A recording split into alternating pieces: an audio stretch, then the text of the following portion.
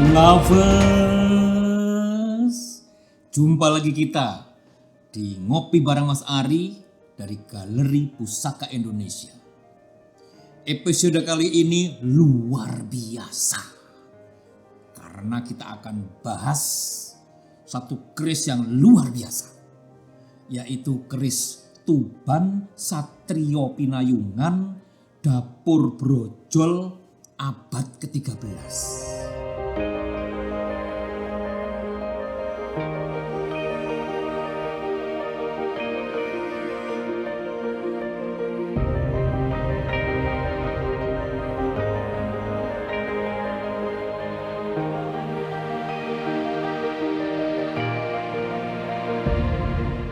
Kenapa Mas Ari gembira sekali hari ini? Karena sekali ini Galeri Pusaka Indonesia untuk pertama kalinya akan menampilkan keris milik Lovers yang sudah mengikuti perjalanan Galeri Pusaka Indonesia dari awal. Ini betul-betul loyalis. Lovers kita kali ini berasal dari Jombang yang mengirimkan khusus keris milik Paguyuban Satrio Pinayungan. Ini adalah suatu organisasi pecinta Tosanaji dari Jombang, Jawa Timur. Terima kasih banyak Mas Damar Wulan. Kerisnya Tangguh Tuban abad 13 Dapur Brojol Gonjoiras dan pamornya. Nah ini pamor Satrio Pinayungan. Berhubung ini Tangguh Tuban abad 13, maka tentu kita harus bicara Ronggolawe. Mas Ari sudah pernah menceritakan sejarah Tuban dan kecanggihan Ronggolawe mendirikan kerajaan Wilwatikta. Bagaimana Ronggolawe melakukan manuver luar biasa di dalam menggulingkan Jayakatwang yang telah merebut Singosari dari Kertanegara. Episodenya bisa diklik di sini. Sebenarnya ada yang strange, ada yang aneh lah dari sejarah Ronggolawe setelah mendirikan Majapahit. Jadi begini, Singosari di masa Raja Kertanegara digempur oleh Jayakatwang. Nah, banyak yang nggak tahu kalau Jayakatwang ini sebenarnya adalah ipar-iparan. Ini iparnya Kertanegara. Dulu mereka itu satu level di bawah Wisnuwardana Raja Singosari. Dan ketika Kertanegara jadi Adipati Kediri, Jayakatwang itulah yang menjadi Adipati Gelang-Gelang. Jadi selevel.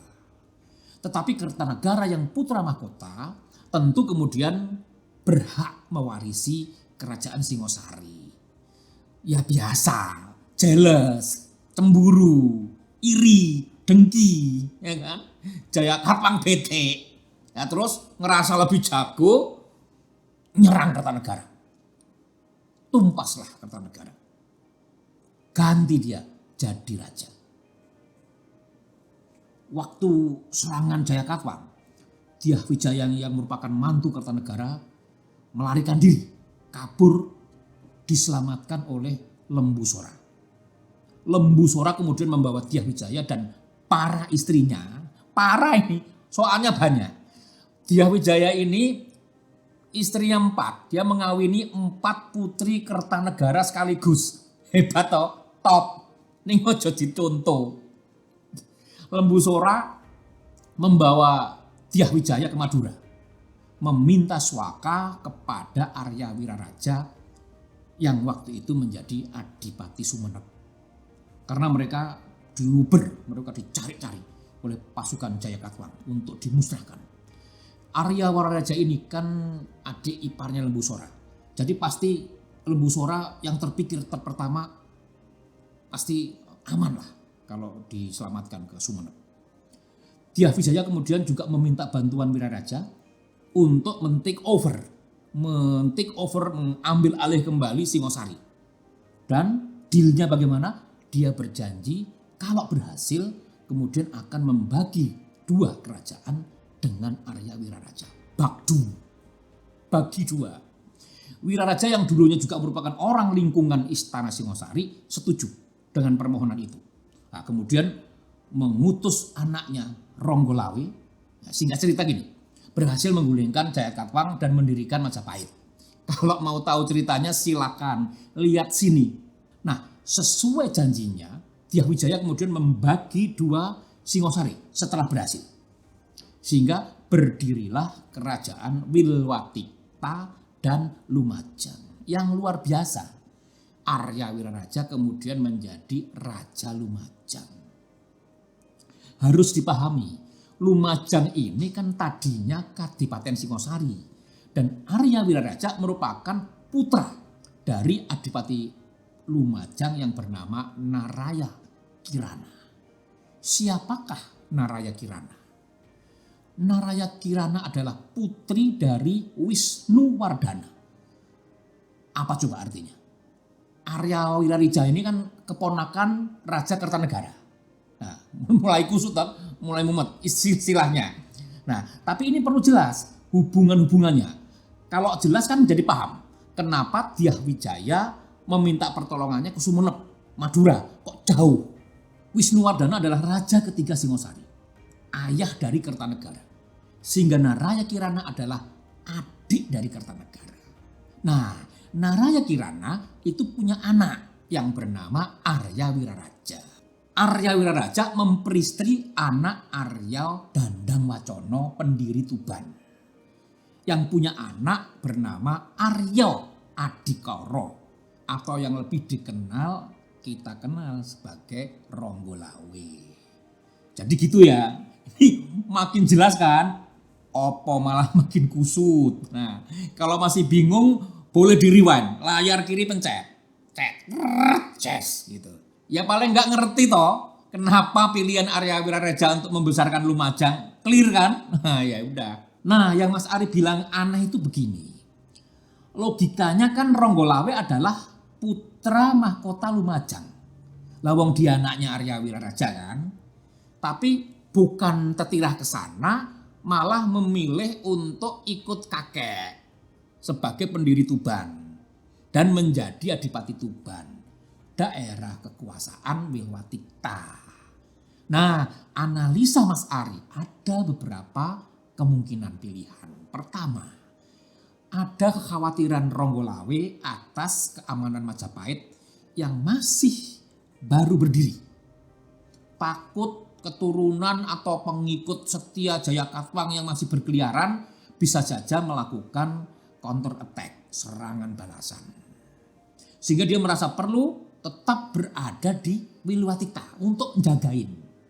Kedua, mungkin juga karena ia kemudian mencoba membangun Angkatan Laut Wilwatikta di Tuban. Nah, sebagai ahli militer, ahli strategi, tentu ini challenging, sangat menantang buat Ronggolawe. Nah, kemungkinan lain adalah memang permintaan kakeknya yang sangat dihormati, yaitu Arya Dandang Wacono untuk meneruskan keberlangsungan Tuban. Nah, silahkan dinilai sendiri mana kira-kira yang paling pas dari 3 pilihan kemungkinan tersebut. Tapi Mas Ari mau mengingatkan, kalau mempelajari sejarah raja-raja, perselisihan, pemberian daerah, pengangkatan adipati, boleh diasumsikan bahwa biasanya ada hubungan keluarga atau hubungan perkawinan. Ini seduluran sebenarnya. Ngopi se, monggo.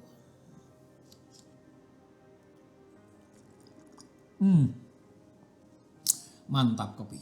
Ronggolawe yang berkuasa di Tuban sepertinya sadar betul bahwa orang-orang di sekeliling Prabu Dyah Wijaya itu bukan orang-orang yang qualified. Jadi dia selalu memperhatikan pemilihan kabinet yang dilakukan oleh Prabu Dyah Wijaya. Yang dia hormati di sana cuma Lembu Sora yang merupakan Pak D-nya dan terbukti dan kakak dari ibunya. Dan terbuktikan Lembu Sora ini orang yang paling berjasa dalam menyelamatkan nyawa Prabu Dyah Wijaya. Di cerita lalu Mas Ari sempat menyampaikan bahwa Ronggolawe gebrak-gebrak Istana Majapahit, bikin kacau. Gara-gara Prabu Dyah Wijaya melakukan reshuffle kabinet dengan mengangkat orang-orang yang menurut Ronggolawe berbahaya bagi kerajaan. Penghasut dan pembisik jahat bernama Nambi. Siapa Nambi ini? Ya sudahlah, ini masih saudara juga dengan Ronggolawe, sedulur dewe. Jadi memang biasa di dalam keluarga selalu ada saja bad egg. Hari ini kita bersyukur mendapatkan kiriman keris yang sangat luar biasa ini. Yang merefleksikan betapa perlunya pemimpin yang berkarakter. Inilah satu lagi produk Tosan Aji Tangguh Tuban abad ke-13 yang sangat indah. Warangkanya nampak sekali ini adalah sudah sangat sepuh, yaitu ladrang Jawa Timur dengan bahan kayu timoho. Dedernya juga sangat indah, sangat detail, ya, dengan model Putra Satu Madura yang berbahan gading dan berwarna coklat yang sudah menunjukkan sepuhnya. Putra Satu adalah handle model raksasa bertaring yang mukanya tersenyum dan kedua tangannya bersedekat yang sangat nampak auranya. Dengan ukiran yang rumit dan detail, dengan ornamen wajah yang sangat hidup, sehingga menjadi pesona yang indah untuk deder khas Madura ini. Ini luar biasa. Ada mendak dan selutnya, terbuat dari bahan perak dengan batu yakut yang luar biasa.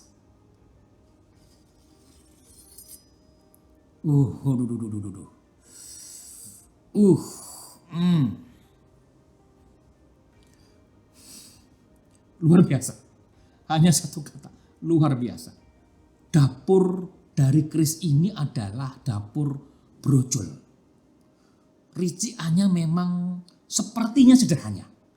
Hanya ada pecetan dan bilahnya lurus dengan panjang bilah 33 cm. Nah, yang luar biasa itu adalah gonjonya. Gonjonya gonjo iras, di mana gonjo dan bilah kerisnya ini menyatu menjadi satu sinergi, sehingga berbeda dengan gonjo umumnya yang memiliki konsep lingga yoni yang dimasukkan ke dalam peksi. Maka dengan dapur brojol ini si pemilik akan mempunyai keberanian untuk mengambil langkah di dalam mencapai cita-citanya. Tidak ada ragu.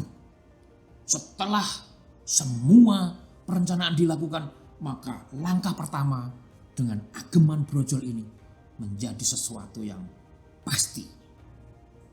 Seperti yang sudah kita jelaskan di episode sebelumnya.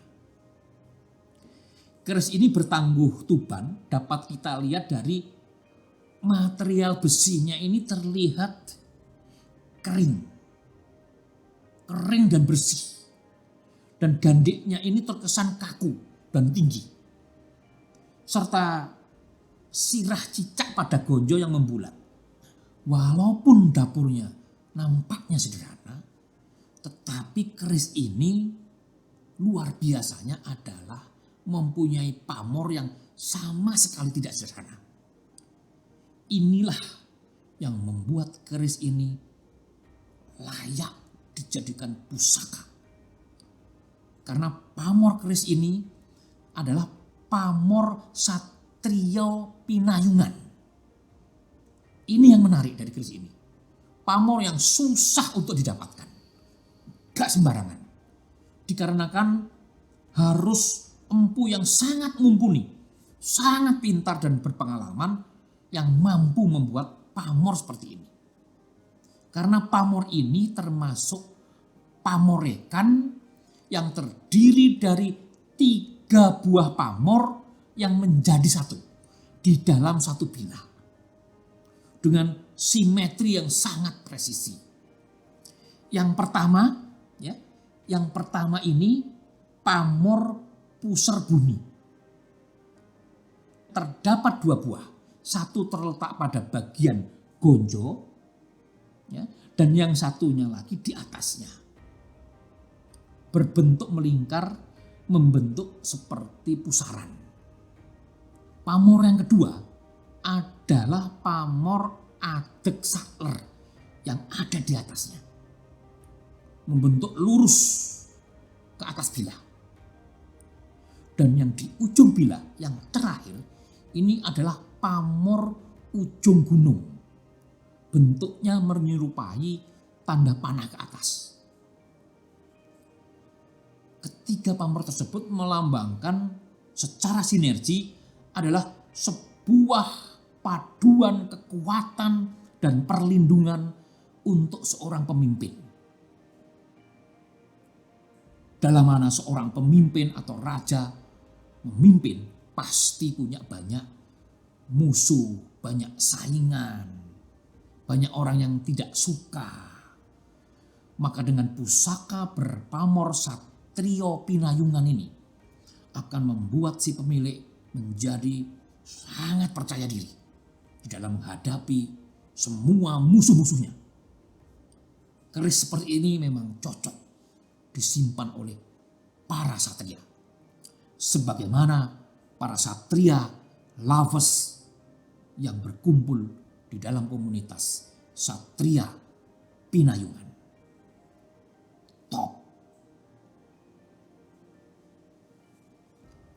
Galeri kita masih punya ratusan pusaka Indonesia lainnya.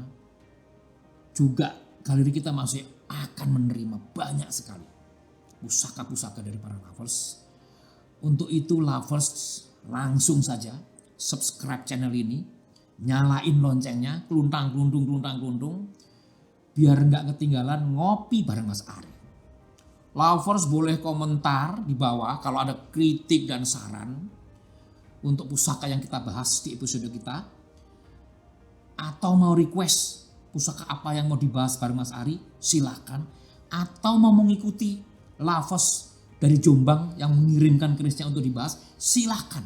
Semua terbuka, kita diskusikan. Atau mau berjodoh dengan keris-keris koleksi Galeri Pusaka Indonesia, silahkan hubungi WA di bawah ini. Jangan ngaku pecinta pusaka kalau belum ngopi bareng Mas Ari. Saya bukan dukun.